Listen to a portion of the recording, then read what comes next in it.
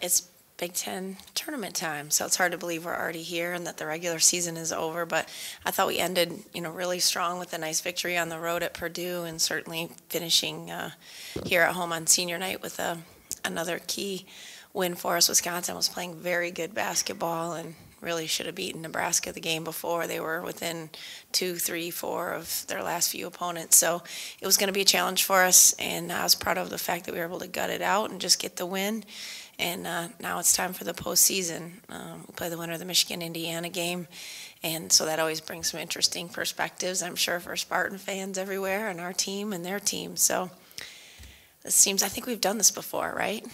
In the past, we've had a chance to play them in the 3 times. So it happens, and we'll see. But Indiana's playing very good basketball, so we're going to prepare for both teams equally as hard and work on the things we need to be the best we can be when we go to the tournament. It's a new venue, so things like, I know our hotel takes at least 20 minutes. That's without traffic, and Chicago traffic, so it's going to be interesting logistics and dynamics, and but got to play somebody somewhere sometime, as I say. So we'll figure a way to make it work and look forward to the challenges. I'll take questions.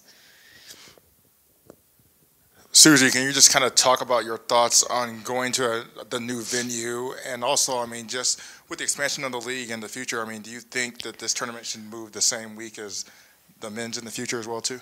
Yeah, I'm not really sure what to expect. I've never been to this arena. The one thing I do know is I really appreciated the proximity and the intimacy of Indianapolis. I know our fans did. Everything was walking distance, from restaurants to shops and things to do. Everything was within a few blocks. This is obviously uniquely different. We're not even in the same facility that the men will play, which is different as well.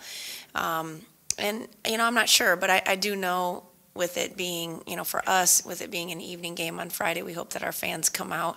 That's one positive, I guess you can look at it, that, I know our fans will come, but the fact that we got the bye and we are going to play on a Friday, and it's going to be the last game, or 8:30 game, that'll make it a little bit nicer for our fans. What was the second part of your question? Oh, just do you think it should... Oh, with the expansion of the league? Yeah, I don't know. I'm not going to comment on expansion of the league. It just seems to be changing all the time. But I do know what you're saying, and I'm interested to see where the Big Ten wants to take the tournament, in terms of if we play the same time as the men. If we don't, I know there's 4 tournaments beginning ourselves: ACC, Pac-12, and I believe the SEC begins right now on the women's side.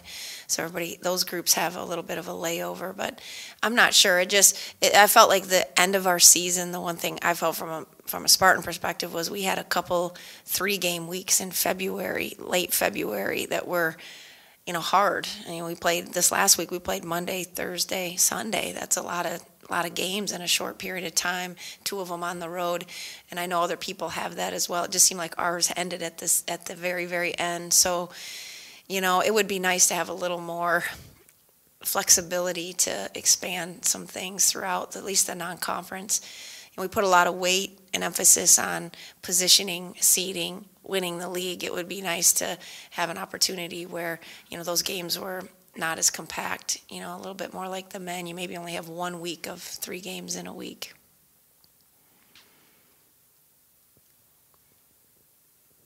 Jeez, you guys are full of them today, huh? You're waiting for the big guy, aren't you? Suzy, what makes Indiana a difficult team to play this time of year? I'm sorry. Back here. Okay. What makes Indiana a difficult team to play this time of year, even though they're in 12th place in the league? Yeah, our side is so much similar to the men's side, too. The women's side is exactly like the men's side, in that anybody can beat anybody on any given night. And you have to respect and appreciate and go into every game like it's your last. Indiana, since we've played them here, has in the last 4 or 5 games been right there. 4 or 5-point losses. Obviously beat Purdue kind of on a spectacular shot, but it was certainly a 1-possession game at the end of the game. What makes them challenging to guard is ball screens and their swing guys. Their swing guys are as good as anybody in the league, and Jasmine McGee and Aliana Sinclair. So those kids, when they get it rolling and both of them contribute on the same night, they can beat and be in any game and have an opportunity to beat anybody in our conference. And what about if you get a chance to play Michigan, playing a rivalry game on a neutral site is a different thing because home court is always such a big deal in a game like that? Yeah, I certainly felt that. I mean, I think, Tom felt that too. It's just, we had beaten them here by 19 and turned around. It was a 1-point game at their place. So certainly home court advantage makes a difference. The crowd, the emphasis. The thing that makes Michigan difficult is, I think they're just a very veteran team. There's times when they have 5 seniors out there. I think that they're very seasoned. They've played and logged a lot of minutes. All those kids have played under Borseth and now Kim. So I think that, they're a group that really knows what to expect. A rivalry game on a neutral site is interesting. We've played them in this situation before. So we'll see. I mean, they're going to have a game under their belts. I look at it either way. People can say, well, they got to play a game back to back. But I look at it as at least they got in the facility and got the jitters out. If they do win, I'm assuming that they would win for us to play them, obviously. So you look at it like that, and it's like at least they've been in the facility, know what it's like, been on the rims, had to compete and fight to win a game. So, I think sometimes there's a little advantage to playing. On the other side, I appreciate a little bit of time as well for our group because we're not super deep. But it's interesting. I don't know. I don't know if the fans will come into effect as much, with the travel situation if we get an opportunity to play them on Friday or not. Suzy, I know the beginning of the season was frustrating when you had so few bodies just even available, but looking back on it now, did that create some sort of toughness or maybe more, I don't know, you could move some pieces around? Did that create some positives in the long run for this team?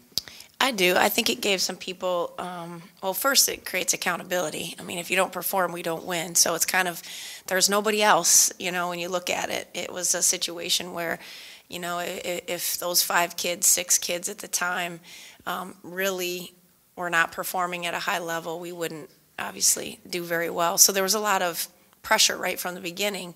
There wasn't a lot of thought process on if I'm going to play, if I make a mistake. I think in some ways it allowed them just to relax and play, make or miss shots. Defensively, I think they really tried to commit to that end, but if they made a mistake, they knew they weren't going to get pulled because there was really nowhere else for that, person to go. There was nobody else to put in at that time.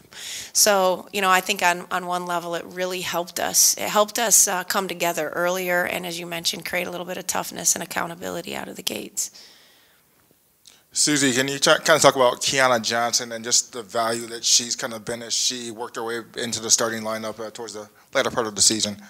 Yeah, Kiana has, I'd say that Chicago swag or confidence, whatever you want to say. She definitely brings that. She loves to play in the games. She's a great facilitator, commanding presence. I think that's been positive. Her and JT have worked really, really well together. It hasn't been a situation where they haven't been on the same page, even though they at times play the same positions. It's been nice to see them connect and really contribute and give to each other on the court. I don't think the competition there was a negative thing. It was a positive thing. They were really rallying around each other. Kiana was certainly her biggest champion when she wasn't playing. So I think that's positive. And then, her assist-to-turnover ratio is always really good with Kiana, and she does a nice job of creating shots for other people.